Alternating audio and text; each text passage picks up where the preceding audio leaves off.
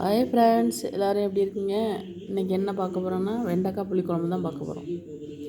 வாங்க பார்க்கலாம். இதை ஃபஸ்ட்டு கழுவிட்டு வந்தாச்சு. இது வந்து இப்போ கட் பண்ணிக்கிறேன். கட் பண்ணியாச்சு வெண்டைக்காயை. இதுக்கு கொஞ்சோண்டு நெல்லிக்காய் அளவு புளி எடுத்துக்கிறோம். இதுக்கு தேவையானது தக்காளி, தாளிக்கிறதுக்கு வெந்தயம், 2 பச்சை மிளகா, ஒரு வெங்காயம், கருவேப்பிலை. வாங்க கிச்சன் போகலாம். பாத்திரத்தை வச்சாச்சு, எண்ணெய் ஊற்றியாச்சு, வெந்தயம் போட்டுக்கலாம்.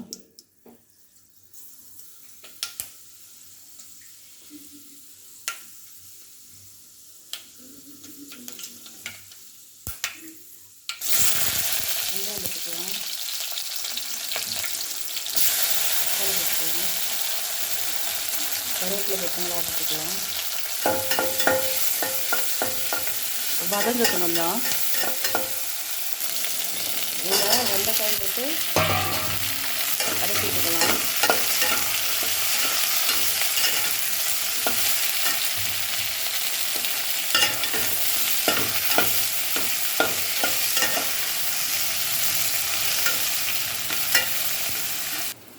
இதில் ஒரு 3 ஸ்பூன் மிளகாத்தூள் போட்டுக்கோம். மல்லித்தூள்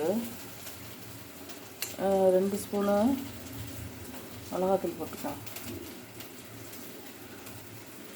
ஓகே, கறதுக்காண்டி இதில் கொஞ்சோண்டு விட்டு இதை கலந்துக்கணும். அப்போதான் எண்ணெய் திரும்பி மேலே வரும்.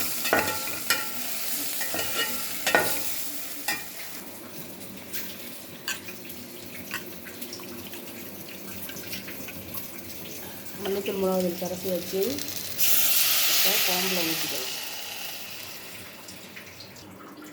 இப்போ தேவையான அளவு கல் உப்பு போட்டுக்கலாம்.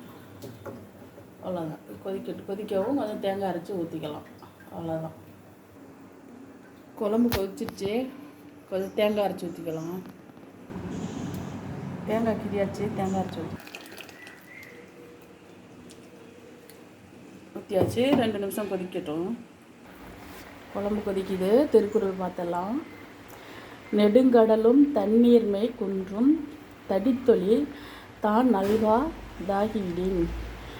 பொருள் வந்து மேகம் கடல் நீரை முகர்ந்து கொண்டு அந்நீரையே மழையாக பெய்கிறது. அவ்வாறு பெய்யவில்லை என்றால் கடலில் உள்ள வளங்கள் கூட குறைந்துவிடும். இதாங்க பொருள்.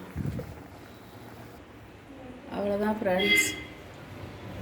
குழம்பு வச்சாச்சு. வெண்டைக்காய் புளிக்குழம்பு வச்சாச்சு. பிடிச்சிருந்தா லைக் பண்ணுங்கள், ஷேர் பண்ணுங்கள், கமெண்ட் பண்ணுங்கள், சப்ஸ்கிரைப் பண்ணிக்கோங்க. வாங்க சாப்பிட்லாம்.